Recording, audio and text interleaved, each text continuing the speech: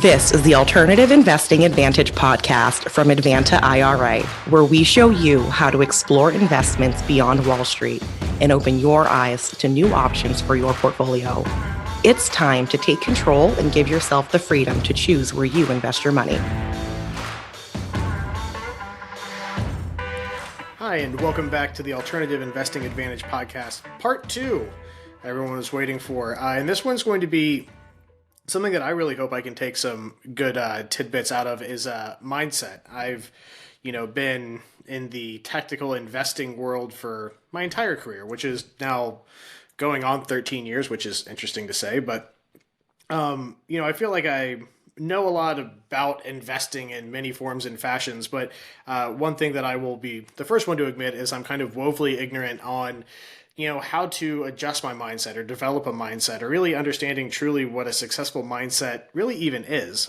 Besides the fact that, maybe I know how to define the word, and maybe I'll find out today that I really don't. But a lot of stuff when it comes to, investing or anything in life can kind of be boiled down to your own interpersonal relationship with yourself. You set yourself up for success. If you aren't setting yourself up for success, anything that you try to do most likely won't be successful. Granted, people win the lottery every day. Not a whole lot, but some people do. But for the vast majority of us, it comes down to hard work and the other thing that I alluded to, mindset. So Kim, thank you very much for agreeing to do a two-part. I think this is going to be very beneficial, not only for people interested in doing franchise investing, which again is so much as figuring out that person's mindset as to which type of franchise or business or model is going to be a fit for them. But also, I think people can take away from this things that will help them be successful in many walks of life. So again, thank you very much for taking part of your day to do a two-part with this. And then also let's jump into mindset. So what I would probably first ask you is let's give a definition of mindset. Again, I probably is defined different for many people, but coming from an expert on someone that coaches people on mindset, what is kind of the baseline when someone says, hey, what does mindset even mean, man? What does that mean to you? And how would you kind of begin that conversation? And we'll go from there. Awesome question. So the equation I would give is success in anything in life is 20% strategy and 80% mindset. So the mindset is how you think, how you talk, and how you act. Okay, so let's break that down. So with effective mindset, strategy obviously is going to be, the general roadmap of what you need to do in order to be successful. You have the business, you have the employees, you have a general strategy, you have revenue. Okay, we have a general strategy, but let's break that down for talking. So much of what I do in my career is talking, maybe much to the chagrin of my wife. I talk all day, whether that is my, portion of my career that's in education and educating people on tax law and investments and doing sales. So much of it is talking. So let's start with that. With mindset, what does talking mean? Is it just having a professional demeanor? Is it just, not using baseline words and filling your sentences with ums? What does that mean to you? That's a great question. So what I mean by that is, so I'm going to relate this to franchising, but then we can zoom out and make it a generic conversation. So let's say that you sign your franchise agreement, right? You've done all your investigation, the business plan that you're saying yes to. So you go to training and you get all the strategy for how to get your business up and running. The number one thing that I see people do is lose sight of their own goals and dreams, which means they're not taking ownership of what they're saying yes to. So what I equate this to is a business owner is like so let's say a ship without a port is lost at sea. A business owner without goals is lost at sea. How do you know where you're going if you don't have a benchmark to say we're on target? It is not the franchisor's job to create your goals and dreams. It's your job. And I would venture to say that you can be, do, and have anything you want in that franchise business if you set the goal. And I know this to be true because this is what happened to me. I was 8 years an average performing consultant in my franchise. And then 1 year later, back in 2011, I made history in the franchise consulting industry by building the largest consulting business that had ever been built at that time. And I've spent the last 13 years at the time of this recording mastering the art of what I did that first year in 2011. So I was the same me from 2010 to 2011. My process was exactly the same. My strategy was exactly the same, if you will, my business plan. We were still in a recession, but I created two very different realities. I did over 3.5 times more revenue in 2011 than I did in 2010 or any previous year. So what changed? The world didn't change. I changed. And when I changed, the world did change.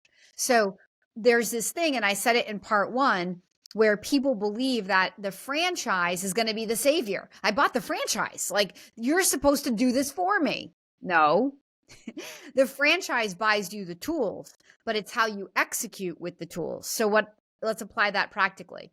If you're running a sales organization and you never get out in the field and hear no, to where you can better coach your salespeople on how not to get the no, right? Or you don't understand the closing ratios that are in that particular business, right? So like hearing no is very off-putting, but if you understand that 4 out of 5 people are going to say no to you, you're not as off-put by it. That's what I mean by that. So it's having knowledge of what you're doing and then putting the thinking, the mindset, okay, and saying to your team with confidence, right? If we want to have 5 sales every week and we are 1 out of 3, then we need 15 appointments on the books, right? And you know that 10 out of those 15, you're going to hear no. So they're less off put by the 10 no's, looking for the 5 yeses. And if the 5 yeses aren't coming, then it's a matter of, okay, are we prospecting for the right people? Are we asking the right questions and really setting up what we're doing as best as we can so we can get those no's to yeses? That's what I mean. That's mindset. That is not a function of what you're buying in the franchise. No, absolutely. And I think that's so much of what people need to understand is that, setting that realistic expectation of what you need in that mindset is going to help you so much more. We actually did customer service training this morning with, some of our operations and support staff, and, sales and marketing was in there too. But, one thing I kind of brought up was, if you can set an expectation to whatever in that is, it's so much easier to digest it, whether it's your customer or your organization as a whole. If you understand, okay, here's what is typically going to happen to get this result, just because, if all these things don't happen, well, we understand, we've set our mind to accept that, okay, we need to have 14 no's to get that 1 yes. Well, if you need 3 yeses, then you understand that you need to have all of those other no's in order to get to that end result. It makes it so much more palatable, and instead of just thinking, oh, well, I got, 13, 14, 15 no's and I only got 1. Why is this happening? As opposed to saying, okay, well, I understood that, I needed to have this to get this result. Again, expectations is everything in life. And if you can understand those expectations, I really do wholeheartedly agree with that aspect. Now, I think it's probably worth elaborating a little bit on is, how do you prepare for that? How do you prepare mentally? How do you get your mindset ready to be able to accept whether it's no's, whether it's something else? Maybe elaborate onto what kind of comes into that initial, front load. Is it just, is the strategy play a part in that? Does, realistic expectations play a part? Or is it, again, kind of an amalgam of all of that? Yeah. And also, I want to address the first question you asked about what does talking mean, because I want to finish off my thought on that. But yes, I don't know how you prepare for it. I mean, I think you have to wake up and be like, okay, as the owner of this business, I'm the creator of this reality. So when you're buying a franchise, you have other people, other franchisees, not just people at a corporate office who are teaching you the sales process. But if you're bumping up against a lot of no's or objections, you have a family of franchisees who are not competitors. They are all shareholders in your brand. And collectively, we come together in a franchise to help each other. That's just part of what we do. So you have other people who may be hearing the same no, where you can figure out, how could we turn this to a yes? Or maybe people who aren't hearing no, better yet, who you can say, how do you get a yes out of that? And then coach yourself to that. But this is where that word grit comes in, because people think it's going to be so easy because I bought a franchise. And no, the plan is simple because it's created for us, but execution of it is never easy. And it's the perfection of that execution year over year over year that creates a successful outcome, and can you stick to it?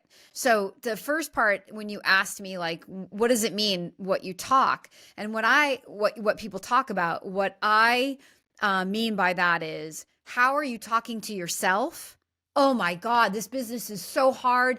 They sold me a bill of goods, right? That kind of thinking, a victim, this isn't right. I've been lied to. Where is that going to go? Nowhere good.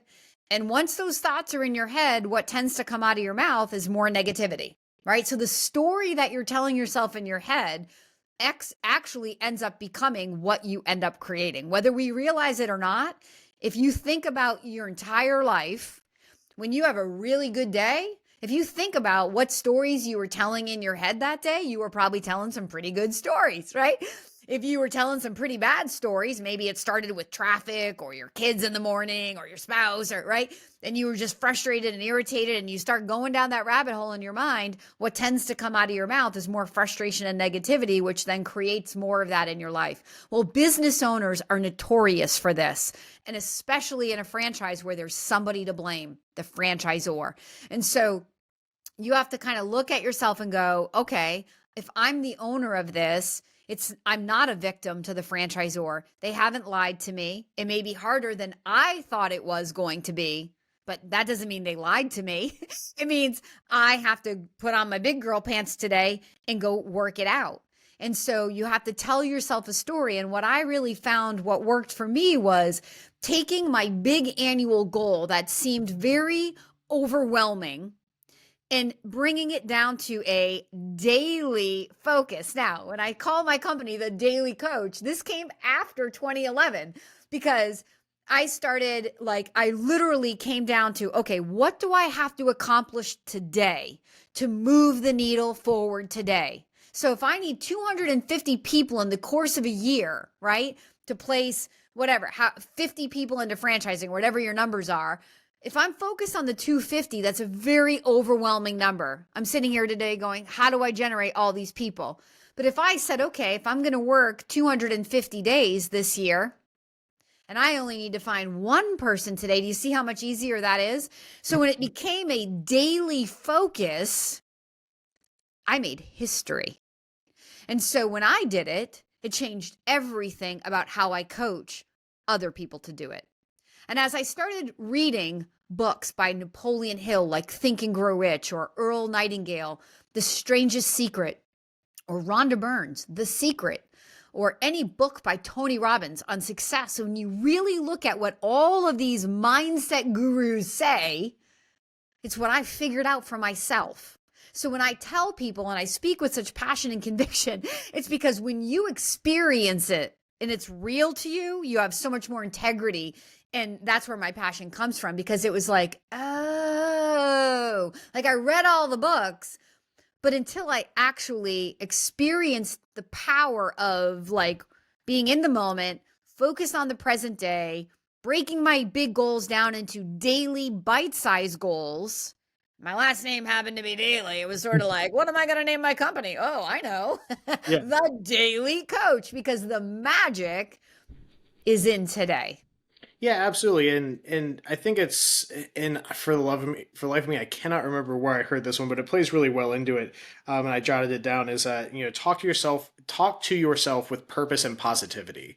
I really wish I had remembered where I'd read that, or I'm always bad at attributing quotes that aren't like big historical Churchill ones to like books that I read, but it really does hold true. And especially to the point that you also made about, things that, certainly, I encourage people that really want to get that granular hands-on, contact people like Kim that actually offer this as a service. But if you're taking this on face value at a podcast, one thing I really kind of liked was, you made the point of, your best days. Which one? Are you telling the best stories, or were you focusing on the bad? To that example of that, of just, looking at that perspective of that bad day versus the good day. Let's say on that bad day, you got caught in traffic. You got in an argument with your spouse. But let's also say on that bad day, you got caught in traffic, but you made the biggest deal of your professional career there. You had the best meal of your life. You reconnected with an old friend. From that same perspective, you could say, hey, I got caught in traffic. I got in an argument with my wife. I got crap sleep that night. Or you could say, you know what? I got to the office. I killed it. Whatever that deal was, went out to dinner, had an amazing meal.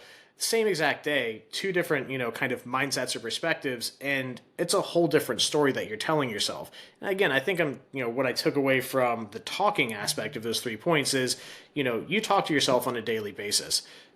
And now you got it. You're the one that gets to narrate that story. So make it the best story possible. You can't necessarily control all the outside factors in your life, and a lot of the people you alluded to, Tony Robbins, the gentleman that wrote the book The Secret, a lot of these things, you can't control everything else in your life, but you can always control your inner monologue. You can control how you talk to yourself. You control how you treat yourself. So why not treat yourself as best as possible? Stuff's going to happen, but you can control those things. Focus on what you can control, have the realistic, attainable goals, and then, work from there. I think that, again, those are great points. And to the point you also made about, implementation of these things can be tough, but the overlying principles can be easy. Something can be simple and very hard.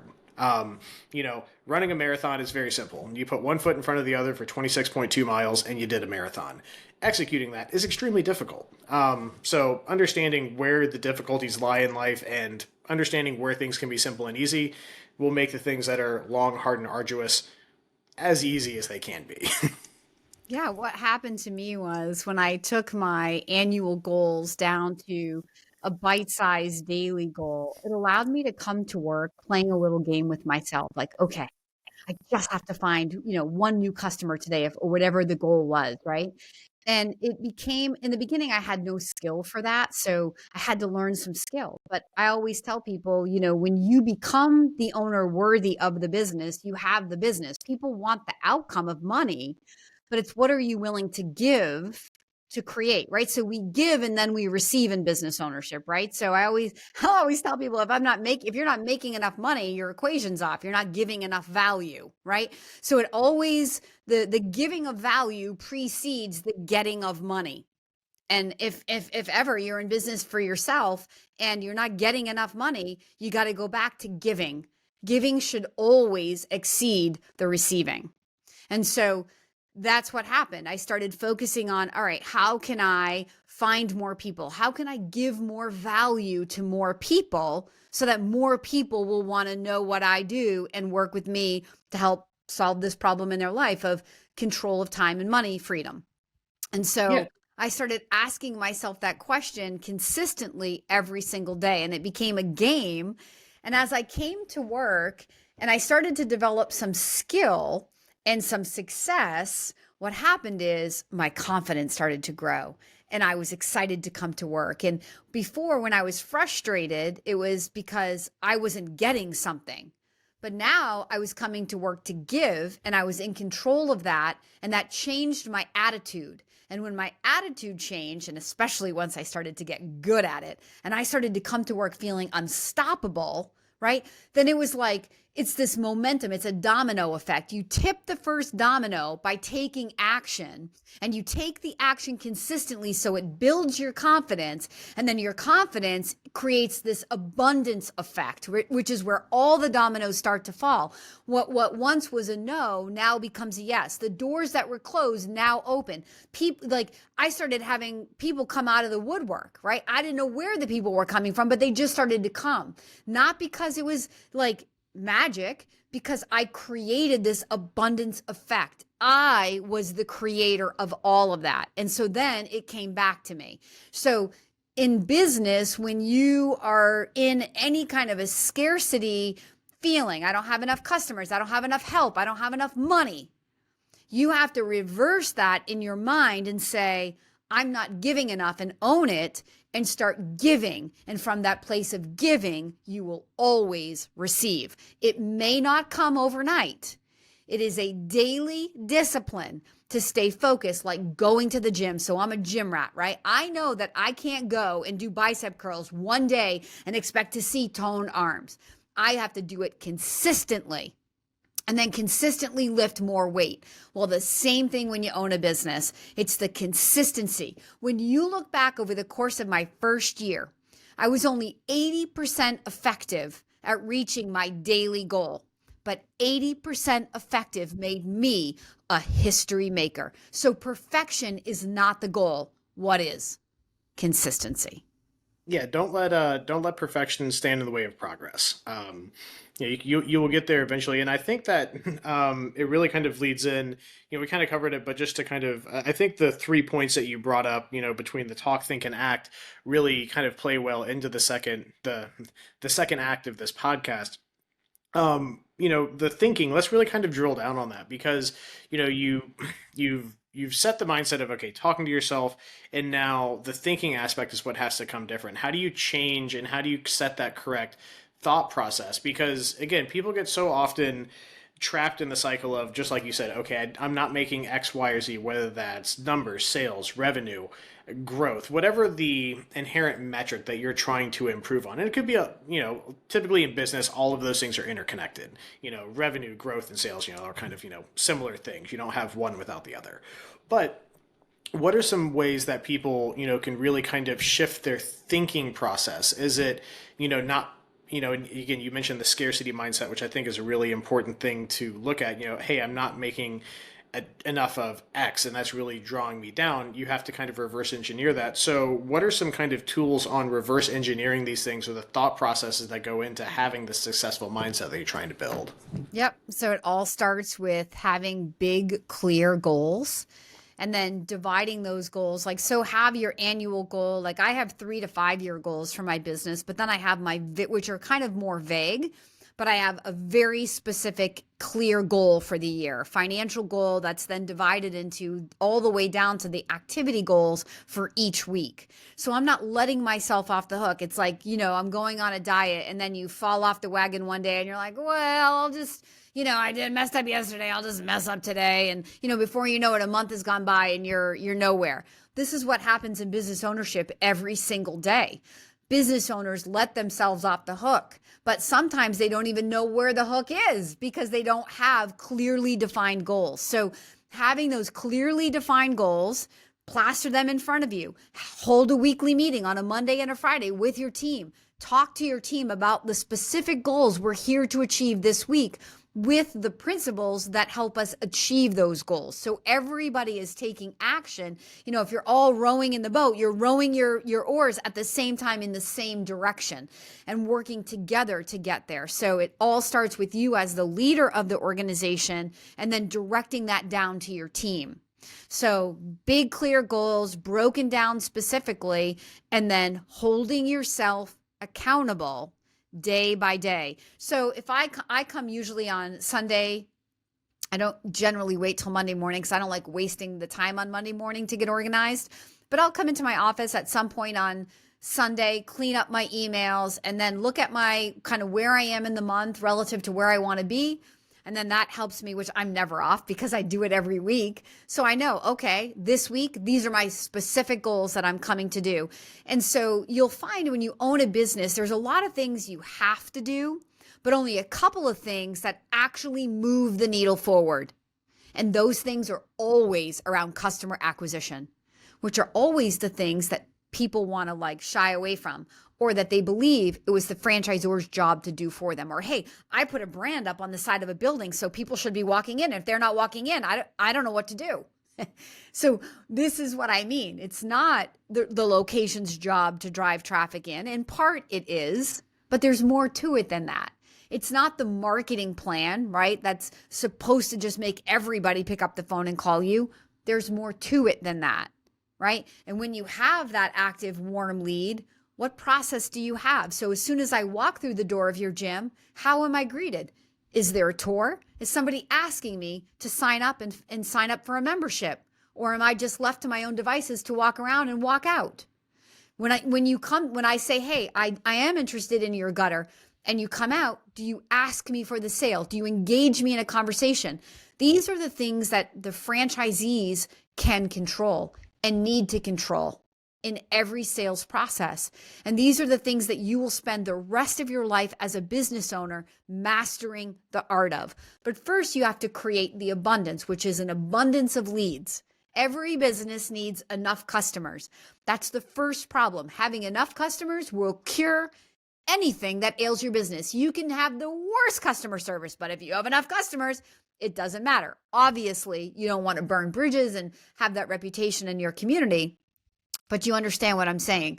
The first problem and the fastest way to turn your business around is to focus entirely on customer acquisition. Once you have an overabundance of people that want to do business with you, then you can get picky. Then you can refine what you're doing, right? Work smarter rather than harder. But first we have to create the overabundance. And that's the part, that first part is the part that either most people don't believe they have to do in a franchise. They believe it's the franchisor's job, or they say, well, I didn't buy a franchise to be a salesperson. I'm sorry to tell you that if you own a business, you're a salesperson, right? Yeah. Because you need customers and somebody's got to find them. Yeah, absolutely. And that's what always bugs me about people just, deriding salespeople. It's like, we're the people that keep the wheels turning. It's like, without sales, there is nothing. There's no such thing as a business in a vacuum. So give us a little bit of love, man. And sales isn't like, some used car sales thing. Like, I mean, in a sense, I'm in sales, but not really, right? Like, I'm not selling franchising. I would say if I'm in sales, I'm selling freedom. Mm-hmm. So, and I'm not really selling anything. I mean, I'm just trying to be the matchmaker. I'm the consultant. I'm trying to bring the two of you together. Even the people, like in part one, we talked about you're not being sold anything because the franchisor is not trying to sell you either, right? Mm-hmm. They're trying to make a mutually beneficial relationship, a good match here. So there's development people that definitely are salespeople, but they're not selling you. Right? Yeah. You can look at any process like that, right? People who come to help install carpet in my home or build a California closet or repair my roof. And you can smell out, you can sense the person that's in it to make the sale or the person that's in it to earn a customer's trust. And that's generally who you're going to do business with. And so you want to be the leader of the organization that gives off that we genuinely care about you, Mr. or Miss Customer. And we want to earn your business and we want to keep your business. And that's Absolutely. What's yours to control. Yeah. And I always try to go from that mindset of, granted, yes, I mean, technically you look at what I do and it is, sales and business development, but I always try to go from the mindset of, what I'm doing is going to directly, I have my client has a need that I am trying to help them with. I'm trying to help improve whatever franchise, to use franchise in a different light, I'm trying to improve their franchise in whatever perspective that they are, from the perspective of what I do professionally with, retirement plans and alternative assets is that they want, an additional option. They want to be able to be more successful in what they're doing, and the service and the product that I have directly helps them with that. And I try to go forward from that, and I've been successful with it. And no longer they feel like, they're getting sold a particular service, even though at a very granular level they're being put in a position by utilizing a new service to help them attain some goal that they have. And I think in general, if you go from that perspective, everyone's going to be happier. You acquired a new customer. The customer is happier in the fact that they have a need that is now being fulfilled instead of just being like, oh, I bought something. No, I am now improved across the entire board from professionally, customer is happy, customer is now improved in some form or fashion. That's kind of the mindset that I have with it. And again, it tends to work out. And I think it kind of plays into that aspect of what you're talking about. And to kind of shift gears a little bit, because I feel like it's always good to understand, how beneficial these things can be, but it's always good. Rarely do people ever come into any situation, fully, an unopened thing of Play-Doh, ready to be molded and, be perfectly aligned with everything. People need a little bit of shaping, or maybe they are in, the wrong perspective and they need some adjustment to mindset, or they have, had some issues and stumbling blocks. Because we're all human. That's, everyone that's listening to this, maybe besides the AI bots, we're all human, right? So what are some things, at least from, the thinking part? And you mentioned a couple things, one, customer acquisition needing to be at the forefront of, primarily, from the, in the context of what we talked about previously, franchisees, and also business in general, and also the accountability aspect of making sure that you hold yourself accountable, whether that's from workflows, meetings, or, if it is really a one-person shop, other metrics that you can use. But where do you find the biggest stumbling blocks for people are? And then, what is kind of the general trajectory for overcoming those? So so the biggest stumbling blocks in terms of like execution, like give me a little more clarity on your question. I want to make sure I answer it correctly. Yeah, I would say, execution would probably be the biggest one, because it's easy enough for people to kind of take in the statements that we're making and say, okay, yeah, this makes sense. But it's, really, if they are mis-executing or maybe not executing at all, probably from the practical application of what you're saying, where is the biggest stumbling block? Yeah. So, I mean, you've got to be internally driven and motivated, right? You have to have goals and dreams that are real to you. Like, do you really want to have those things that you say you want to have? And what are you willing to give in order to get them? So it always funnels back to me. Like, I mean, I have teenage boys and I'm trying to talk to them right now about like, it's time to start getting focused on like, if you're going to go to college, like, why are you going to go to college? And are you going to go as a scholar athlete? Or, you know what I mean? Like, you got to focus your mind, because we are all incredibly powerful creators, whether we realize it or not. You're creating in your life every single day. So if you want this business to have a future, to grow from this infancy to this teenager to this business that you can step back from, and now it goes with your team, and you've got to have a vision for that, and you've got to have the motivation to build it. Now, as we talked about in the franchise, you're not making this up on your own. And one of the things I think that can really help you inside a franchise is finding an accountability group, right? Just like if you join a gym with a couple of friends, right? Or you sign up to do personal training in a semi-private group, you have other people that sort of hold you accountable to showing up, because it's not always easy. Life gets in the way. You're tired. I don't feel like working out today. I was a personal trainer, so like I always equate, and I think it makes it like real. People get it, but it's the same mentality. So in the franchise, if they don't have accountability groups, find a couple of people in the franchise that you enjoy. And this isn't like a bitch session, excuse my language. This is a time for for the 2 or 3 or 4 of you to come together weekly or bi-weekly and to really say out loud to your peers, this is what I'm working on. This is what I want to accomplish. I'm going to tell you, if you form an accountability group at a franchise, you and everybody in that group are way more likely to do what you say you want to do. Why? Because you got to show up the next week and be accountable to your peers. And nobody wants to you'll let yourself off the hook, but you won't let those other people off the hook.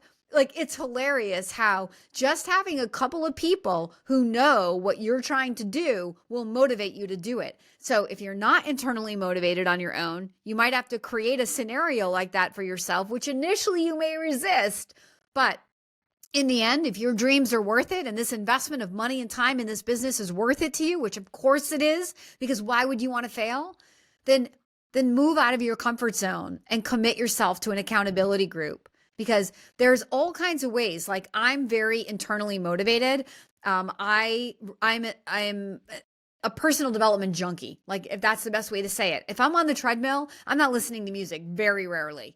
I am listening to some kind of self-help book. Like, I read them all. I'm an avid reader, but I audible all my books while I'm working out or while I'm walking my dogs or when I'm cleaning my house on the weekends or whatever, right? So I'm always investing my mind in things that are helping me think about how to be a better person, be more productive in my business, grow, think bigger. I'm surrounded by people who, like when I'm the biggest fish in the pond, I became, the number one consultant in my franchise. I'm like, all right, it's sad, but I've outgrown these people. I got to go find a mentor outside of what I do who thinks bigger so that I can keep growing. And I actually attracted that person to me. He ended up finding me. I was like, they always say when the student is ready, the teacher appears. That's 100% what happened. He found me through a podcast and asked me to be a guest on his podcast. And after I got to know him, I was like, would you be my mentor in business and in life? Because he's worth like hundreds of millions of dollars. And he was the most abundant thinker, or is the most abundant thinker I've ever met. I think I'm a positive person. I met him and I was like, oh man, like I wouldn't have thought of it that way, but that's amazing. So you have to be willing, if you want to keep growing, you have to be willing to keep looking for people who can help you grow. But it's self-motivated. Yeah, no, that's a great point. So like, I think, leaning into human nature is kind of a big part of that, is that, we're inherently social creatures by design. And, to the accountability group, I really kind of enjoy that aspect of it, because again, going back to something as simple as, working out, if you cancel on your gym buddy, hopefully you have, someone that's not going to be like, all right, maybe they'll give you a little bit of grief. I know my friends are, anytime I cancel on them or I don't show up at my gym, they're like, hey, where you at? What you doing? What you eating? I'm like, nothing good. Don't call. Okay, fine. Okay, I'll see you tomorrow. Having that kind of accountability, and as, kind of fun it is to poke fun at, maybe bad eating habits or not going to the gym, these, principles are directly correlated and can be absolutely used. If you're trying to improve, yourself or your personal self, extrapolate that to business. Okay, I need to do X, Y, and Z to get a certain result. And again, these things are simple. The execution and the delivery on them can be very difficult. And I think that, is a core focus of a lot of this, is understanding where the difficulties lie. And I think the accountability group, to the, kind of going back a little bit to the question I asked, again, is a very simple resolution, especially in the franchise world. You have this support structure. So reaching out and saying, hey, by that legally defined thing, you have the book of all these people, reaching out to a few of them that you've met and say, hey, look, let's do this. And you would be surprised, in sales, business, or life, the power of asking. Asking for the sale is what a lot of, sales trainers do it. If you don't ask for it, you might never get it. That person may not necessarily want anything to do with it. It may not have been a sale, but you'll miss 100% of the shots that you don't take. And if you just don't ask, you never know. They may have been willing and ready to do it. And again, having that accountability, I think, is very, very key, and kind of leads into the last point very well, of the action. Again, talking, thinking, and acting, again, being the core focuses of a successful mindset. When you say it, again, I always like to, and I do it a lot in sales too. I ask my leads, I'm like, in your own words, tell me what you're looking to accomplish. And again, work backwards from there. So in your own words, developing, your mindset coaching and your processes for helping people be successful with this. What does the act portion of this mean? So good. That was so well said. So I think that you have to not just think your goals and speak your goals. I think you have to write down your goals. If you have a place where you hold your team meeting with your team, you've got to have it plastered on the walls. And these aren't like, you might have the annual goal, but then you're going to have like this month and then this week. I mean, I want it like granular. You got to have the daily focus in order to be moving the needle every single day, right?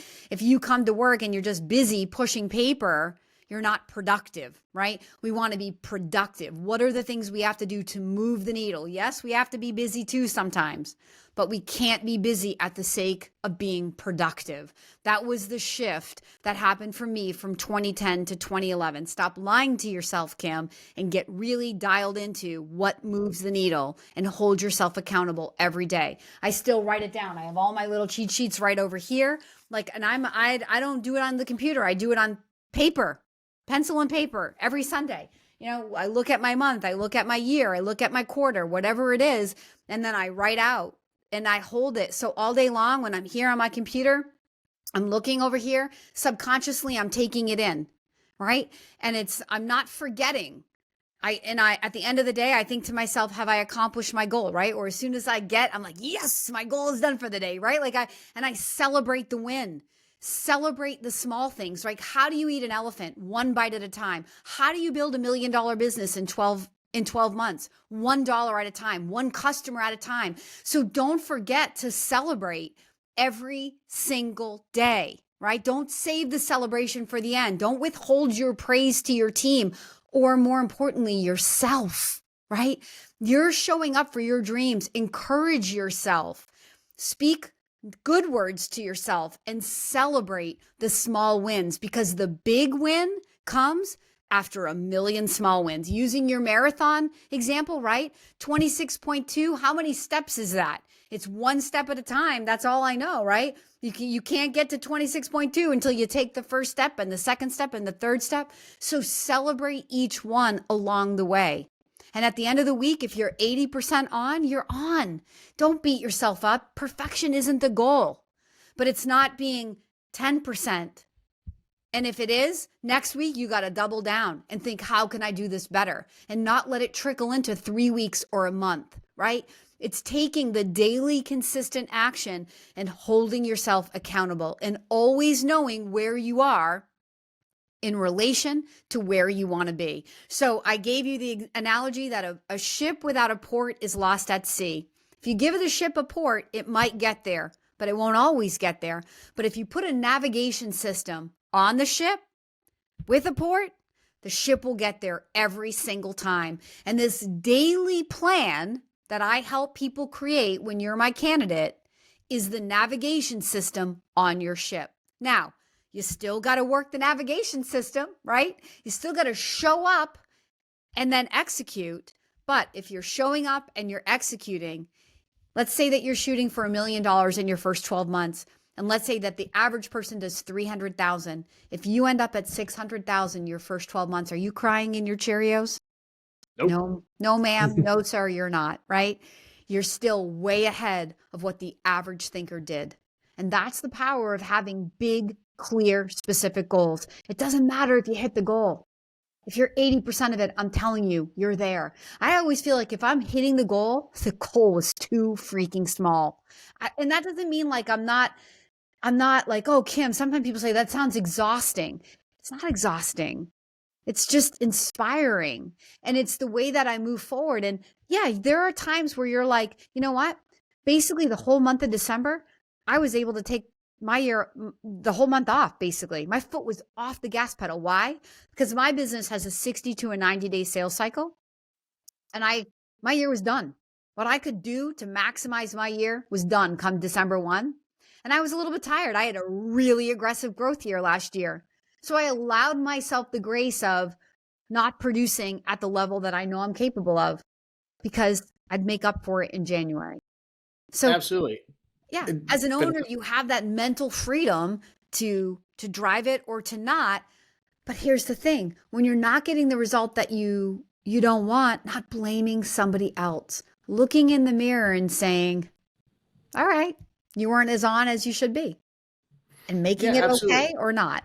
and making sure, again, to your point of just because it's a small success doesn't mean it's not worth celebrating. I feel like at least in, general society and, take anyone listening, take it for what it's worth, is that we get too caught up in the huge, the huge end of the race. You need to celebrate what you're doing and succeeding in your goals. If you set a goal and you succeeded in it and you accomplished it, there's no reason just because it's not the huge one you've set at the end of the race not to pat yourself on the back. Granted, you make the couple sales, let's say it's sales that you're focusing on, and you had, a goal to sell 3 this week and you hit that goal. Great. Awesome. Well, you don't celebrate by going out and having a huge blowout dinner or, a vacation. Then, wait till you kind of reach those big milestone markers, but, give yourself a pat on the back, whatever that means to you. And, granted, make sure your celebration doesn't inhibit your ability to achieve those next goals and take that next step forward. But I feel like in general, people just get too, they don't see the forest through the trees. You really get caught up in that aspect of, I'm chasing a big goal and, all the small milestones don't mean anything. They absolutely do, because you don't get to that big goal without having those intermediate milestones. You have to celebrate them. Don't be so hard on yourself. Be hard on yourself when it needs to. Hold yourself accountable. But, we only get one life to live. You only have a certain amount of hours in a day. Congratulate yourself for what you've done. And just make sure that if you didn't accomplish it, tomorrow's a new day. Don't let it become a persistent issue of I haven't done what I needed to do for a month. Maybe in that case, don't give yourself a pat on the back. But yeah, and you know what? Praise to your team goes a long way, and that's kind of like what right? Like when you have a team, when you're executing through a team, it's not always about monetary reward. When you were working for somebody else, would you have loved to have been called out for an exceptional performance? Of course you would. Everybody loves to be validated in front of their peers. So remember that praise and recognition, gold stars, like having some sort of reward system for your team for accomplishing their small daily tasks. And whether it's a text message from the boss or being called out in a weekly meeting or getting your name up on in the break room for everybody to see that you did this, right? Like small things for recognition have more value than monetary rewards usually in the small wins. And so it doesn't have to cost you money to be rewarded or to reward your team and keeping them on track to accomplishing their weekly goals. Yeah, absolutely. I think we really kind of hammered on a lot of great things about mindset. And the problem with the kind of conversation that we're having now is that there's so much that goes into it and so much that we want to cover. But as I said, everyone only has a certain amount of hours in the day. It's the one finite resource that we all have is time. So I really do appreciate you taking some of your non-renewable resource and spending it with us and our listeners today. It's been incredibly valuable. I really appreciate anyone that wants, one, that has content worthy of a two-parter, and two, that can, bring good content for a two-part episode. So thank you very much for being with us today. And also, I always like to leave it up to the end of it. One, if there's any closing thoughts that you have, and two, certainly we've kind of alluded to it. You are a mindset and a franchise consultant and coach. So if they want to get in touch with you after you've given your closing thoughts, how can they do so? I love it, Alex. Thank you so much for this opportunity. So for those who are interested in learning more about the right type of franchise for you, would you be a good candidate? Do you qualify? Absolutely reach out to me. I will not waste your time. My services are free for you. We'll have some fun. We'll figure it out together in a very short amount of time. So you can find me at www.thedailycoach. That's my last name, Daly. If you're ready to go, get to my contact form right at my website.